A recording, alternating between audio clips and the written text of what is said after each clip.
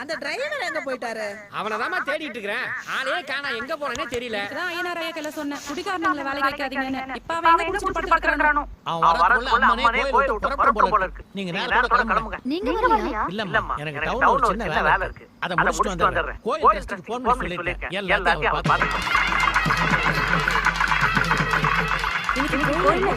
வர வெள்ளிக்கிழமை மகா சிவராத்திரி அன்னைக்கு சூரியன் உதிக்கும் போது கலகடம் பிடிக்குது. அது ரொம்ப கெட்ட சகுனம். 150 வருஷம் கழிச்சு மகா சிவராத்திரியில வர பிரதோஷம் அன்னைக்கு இந்த சூரிய கிரகணம் நடக்கிறதால அம்மனுக்கு தோஷம் முடிக்குமா? அதனால ஊருக்கு பெரிய அளவுல ஆபத்து வர வாய்ப்பு இருக்குன்னு சுத்து வட்டாரத்துல இருக்கிற 8 ஊர் அம்மனை அலங்காரம் பண்ணி சூரிய கிரகணத்தப்ப திரிவேணி சங்கமத்துல ஆத்துல இறக்குவாங்க.